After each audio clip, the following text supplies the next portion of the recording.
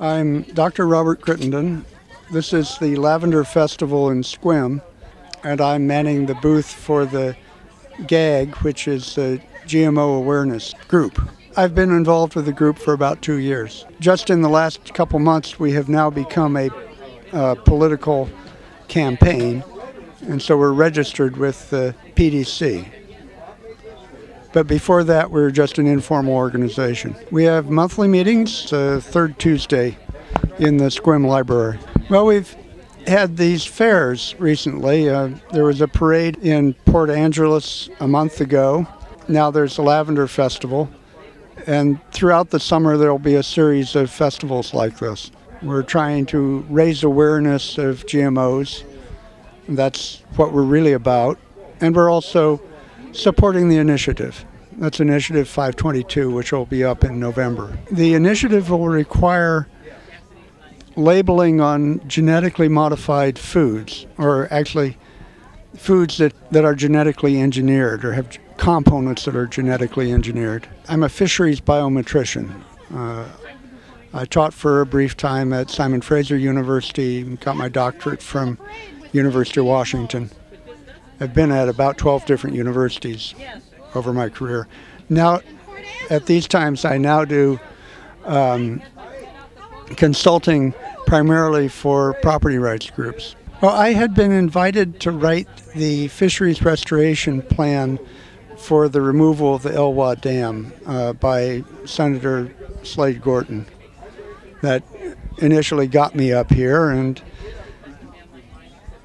I like it. I moved up here. Well, I grew up in Monterey, California, and also England and Australia, and went to college in Oregon, moved north to Washington, sort of moved around, taught in BC. I guess I migrated north. I've come back a little bit south again. I see the campaign as just another political campaign. The usual techniques and questions, bumper stickers and buttons, and getting the public to know. When we began collecting signatures for the initiative, very few people knew what GMOs were. Today, the vast majority know and support what we're doing. And I would say that probably not even 10% are not aware of the issue. There are a number of health problems. Roundup Ready, which has the active ingredient is glyphosate, inhibits the production of 3 essential amino acids, and that's how they kill. It's a herbicide. That's how it kills plants. The plants cannot produce it.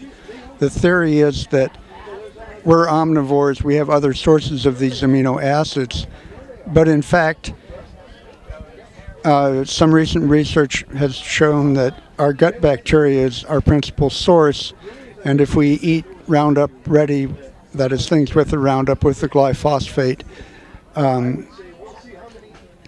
it kills our gut bacteria, and we develop deficiencies in those 3 essential amino acids. That results in deficiencies in serotonin and dopamine, and also one other neurotransmitter. The result is that it disrupts the endocrine system, and we get problems with all of our organs. Now, there are a bunch of different GMOs, and everyone has a different problem. Some are actually beneficial, but some are definitely not. One of the common ones that is harmful to health is BT, which stands for Bacillus Thuringiensis. It's a soil bacteria.